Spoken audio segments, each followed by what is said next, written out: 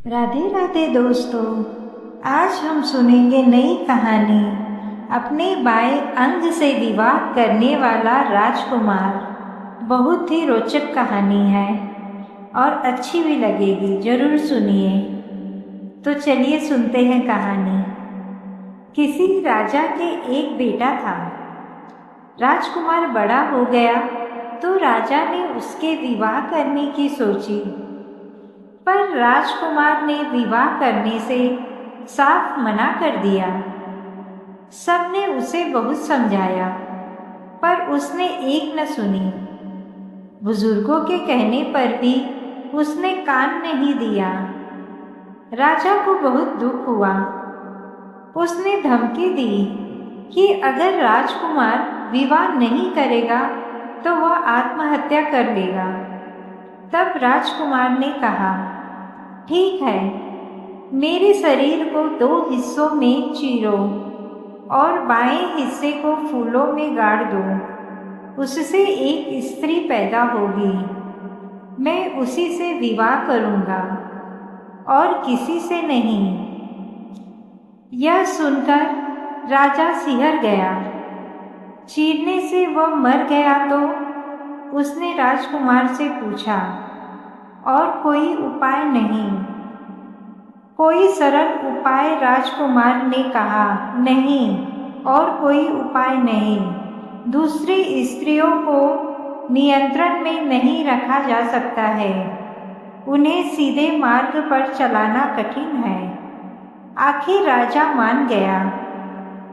उसने राजकुमार के शरीर को 2 बराबर हिस्सों में कटवाया और बाएं हिस्से को फूलों में गड़वा दिया। कुछ दिनों बाद उन फूलों से एक स्त्री उत्पन्न हुई। राजा ने उसका राजकुमार से विधि पूर्वक विवाह करवा दिया। राजकुमार ने अपनी पत्नी के लिए उजाड़ स्थान पर भव्य महल बनवाया। वहां वह जब तक उसने मिलने जाता था, राजा बहू को बहुत चाहता था। वह भी अक्सर उससे मिलने जाता था। बहू के सुख सुविधा का वह पूरा ध्यान रखता था। एक बार एक जादूगर उधर से निकला। वीरान जगह पर भव्य महल। वह महल को चारों तरफ से घूमकर देखने लगा। झरोखे में खड़ी राजकुमार की पत्नी उसे देखकर मुस्कुराई। जादूगर पास के गांव में गया और एक बुढ़िया के यहाँ ठहरा। वह बुढ़िया राजकुमार की पत्नी के लिए हर रोज मलाई बनाकर ले जाती थी। एक दिन जादूगर ने एक अंगूठी माला बनाई और उसे बुढ़िया को देते हुए कहा, यह राजकुमार की पत्नी को देना और मुझे बताना कि वह क्या कहती है। राजकुमार की पत्नी ने माला को ध्यान से देखा। वह जादूगर का संदेशा समझ गई। मन ही मन उसे खुशी हुई, पर ऊपर से गुस्से का दिखावा करते हुए उसने अपना हाथ सिंदूर से रंगा और बुढ़िया के गाल पर तमाचा जड़ दिया। बुढ़िया रोते हुए घर आई और जादूगर को अपना गाल दिखाया। उसने बुढ़िया को ढाढ़स बंधाया, इससे रोने की क्या बात है? वह मुझसे कहना चाहती है कि अभी वह रजस्वा में है। कुछ दिन बाद उसने दूसरी माला बनाकर बुढ़िया को दी। इस बार राजकुमार की पत्नी ने माला देखकर चूने में अपना हाथ डुबाया और बुढ़िया की छाती पर जड़ दिया। बुढ़िया रोते हुए घर आई। सफेद निशान देखकर जादूगर ने कहा, रोती क्यों हो? वह कहना चाहती है कि आज पूनम है। कुछ दिन बाद उसने तीसरी माला भेजी।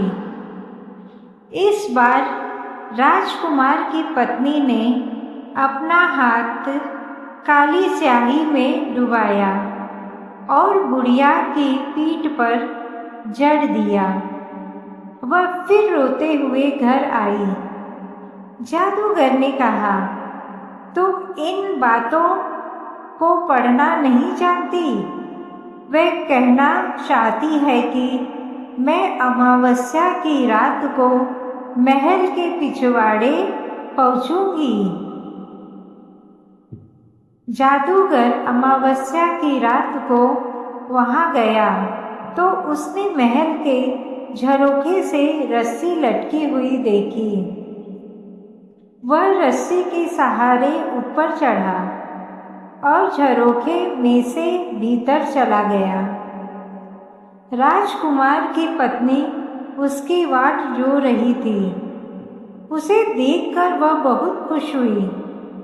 वे एक दूसरे की बाहों में समा गए।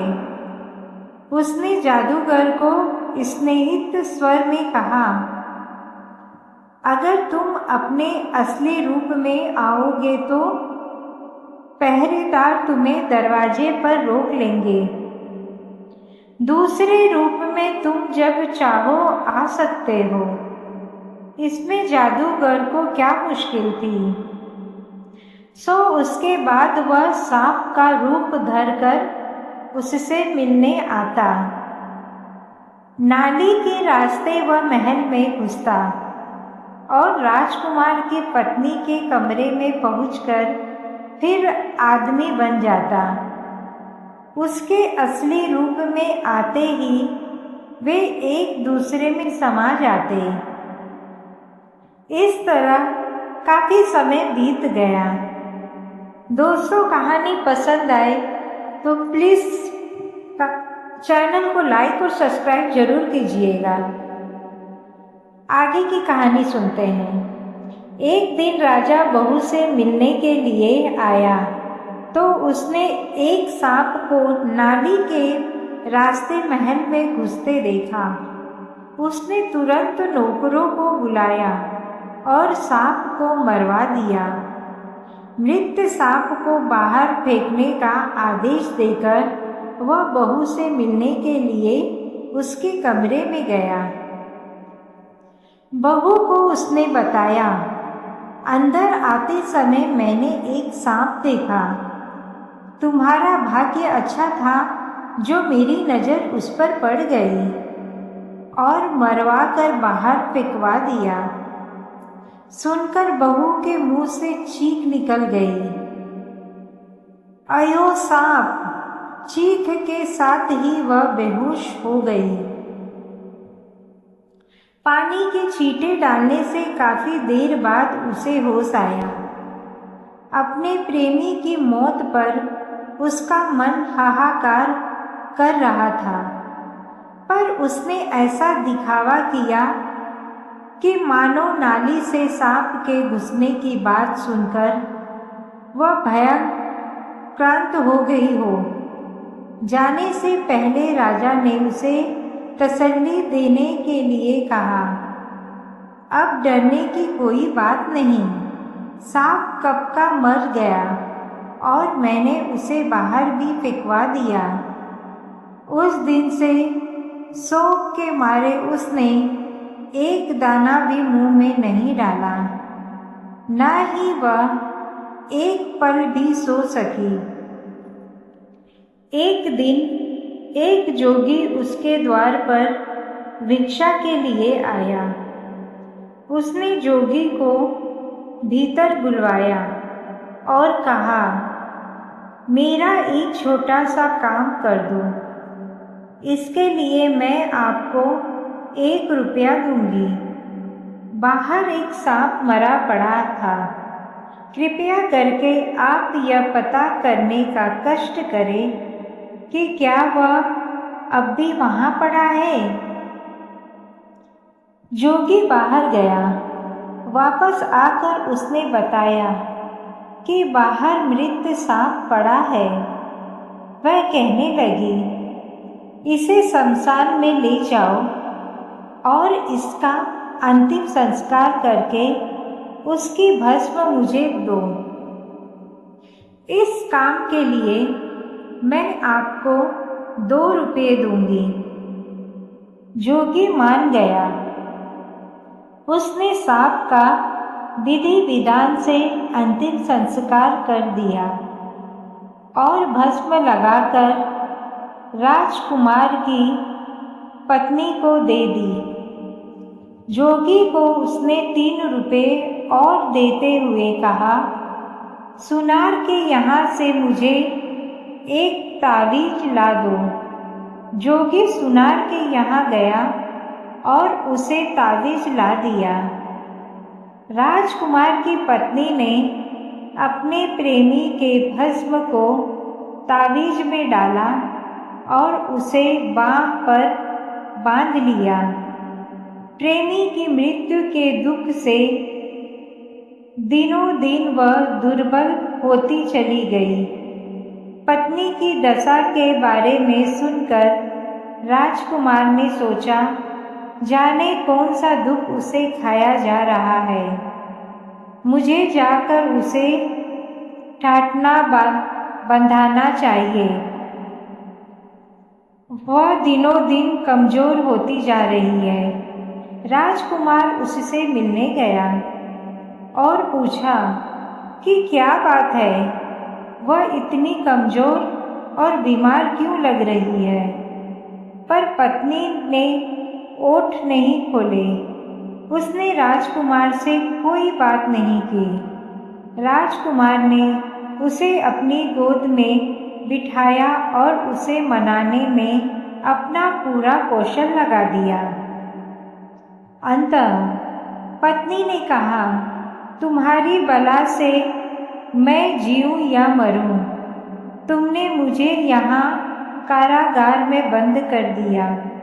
पूनम और चांदनी दूज को छोड़कर मैं तुम्हारी शक्ल देखने के लिए तरस जाती हूँ। तुम ही बताओ, मैं खुश रहूं तो कैसे।